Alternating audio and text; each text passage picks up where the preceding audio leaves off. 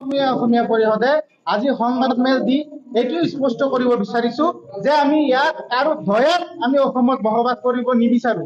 আমি বহুত পৰীক্ষা দিছো, আমি ডি ভোটাৰ হৈছো, আমি ভেৰিফিকেশ্যন কৰা হৈছে, আমাৰ অবজেকশ্যন লাগিছে এনআৰচিৰ সময়ত বহুত আমি ক্ষতিগ্ৰস্ত হৈ আমি অবজেকশ্যন বিলাক দিছো। এতিয়া এনআৰচি লাগে আমাৰ, আমি আৰু বহুত পৰীক্ষা দি আমি এতিয়া নাগৰিক যে হওঁ এইটো আমি সকলোৱে বুজি পাইছে। গতিকে আমি আৰু পৰীক্ষা দিব নিবিচাৰো। আমি এতিয়া এনআৰচি দাবী কৰো।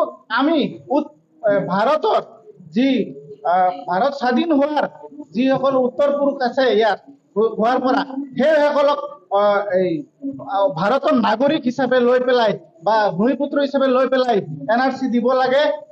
আমাৰ এইটো স্পষ্ট মত বা খিলঞ্জীয়া সংজ্ঞা নিৰীক্ষণ সংজ্ঞাটো মানে দিব লাগে। আৰু দ্বিতীয় কথা হৈছে আমাৰ মিয়াসকলৰ কি অসমীয়া ভাষাৰ প্ৰতি বা অসমীয়া মাধ্যমৰ যি আন্দোলন হৈছিল ইয়াক সহযোগ কৰি কি মিয়াসকলে ভুল কৰিলে নেকি? অসমীয়া জাতি যি ৰক্ষাৰ স্বাৰ্থত শ্ৰীমন্ত শংকৰদেৱৰ লগত সহযোগিতা কৰি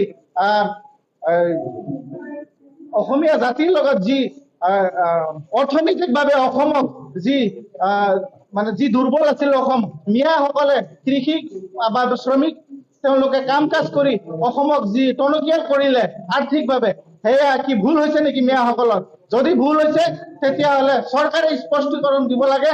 বিৰোধিতা কৰা নাই, কেতিয়াও কৰা নাই, এতিয়াও নকৰো। যিহেতু উচ্ছেদটো এইটো মানে এই সাংবিধানিকভাৱে চৰকাৰে কৰি আছে বা কৰিব লাগিব, কিন্তু আমি ইয়াৰ প্ৰতি এটা আপত্তি আছে যে কি উচ্ছেদ কৰাৰ নামত কিন্তু যিটো প্ৰক্ৰিয়া নিয়ম সেই নিয়মতে হ'ব লাগে। আমি বাধা বিচৰা নাই, কিন্তু এটা উচ্ছেদ অভিযান আৰম্ভ হলে কিবা এটা বিশৃংখলা হলে সংযুক্ত নাগৰিক এইবিলাক কৈ এটা বিভ্ৰান্তি এটা মানে অপৰিৱেশৰ সৃষ্টি হৈছে। আৰু কি হৈছে আজিকালি চৰকাৰৰ পুলিচ প্ৰশাসন দি উচ্ছেদ অভিযান চলাই আছে। নিয়ম মতে 15 দিন মিনিমাম 15 দিন আগতে জাননী দিব লাগে। জাননী আগজাতি দিছে, পিছদিন আমাৰ মানুহৰ ভাতৰ কাঁহী লাট মাৰি পেলাই দিয়া আৰু এইবিলাক যে পৰিৱেশ হৈছে। আৰু লাষ্টত গৈ এই উচ্ছেদ অভিযানত এজনী শিশু ভুল কবলৈ শিশু বাচিব পৰা নাই, গুলি খাব লগা হৈছে। গতিকে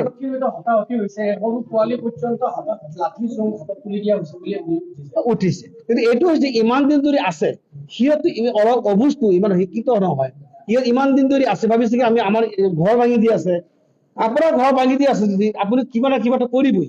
কিন্তু প্ৰথমে ঠিকেই আছিলে, কাৰো চুলি জানো 3 দিনৰ মূৰত আকৌ লাঠি লৈছে। এটা আমি এতিয়া ৰৈছো আৱৰ্ত।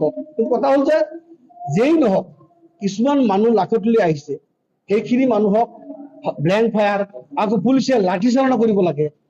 গুলি মাৰি ডাইৰেক্ট ব্লেংক ফায়াৰ কৰিব লাগে, বুকুত গুলি কঁকালত গুলি, এটা ফুল কমলে শিশু ছাত্ৰী এজনী বাচিব পৰা নাই। গতিকে আৰু ইয়াৰ পিছতো বিভিন্ন জনাংগ নষ্ট কৰি দিছে এটা ফুল কমলে শিশু। আৰু ইয়াৰ পিছত কিছু মানে লাচিত সেনাৰ সৈনিকে আহি পেলাই ইয়াত যি উচতিমূলক মানে বক্তব্য ৰাখিছে, আমি নাভাবো সিহঁতৰ দ্বাৰা যে অসমত এটা সম্প্ৰীতিৰ সৃষ্টি হওক। সিহঁতে বিশৃংখলাৰ সৃষ্টি কৰি আছে, কাৰণ ইয়াতে এনেকুৱা পৰিস্থিতি হৈছে। তাৰপিছত আহি পেলাই পুলিচে আমাক সময় দিয়ক, 15 মিনিটত আমি চাফা কৰি দিম।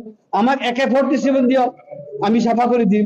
কি হিমন্ত বিশ্ব শৰ্মা ডাঙৰীয়াই তেখেতসকলক দায়িত্ব দিছে না? এইটো দায়িত্ব চৰকাৰৰ না প্ৰশাসনৰ? এইটো দায়িত্ব কাৰোবাক দি দিছে নেকি? যদি কাৰোবাক বন্ধক দিছে তেনে আমাৰ এটা আপত্তি আছে।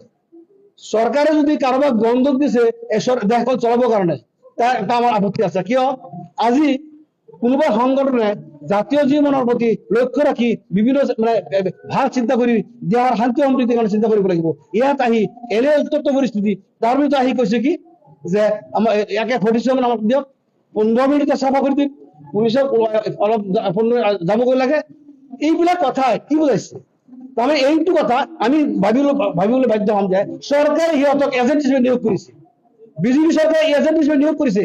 আৰু যাতে কিবা অপ্ৰীতি পৰিৱেশ হওক আৰু 2026 চনৰ আমাৰ নিৰ্বাচনী বৰ্তি হিচাপে আমি সুকলমে পাৰ কৰিব পাৰি, দুটা মেৰু বিভাজন হওক, এইটো চৰকাৰে চিন্তা কৰিছে।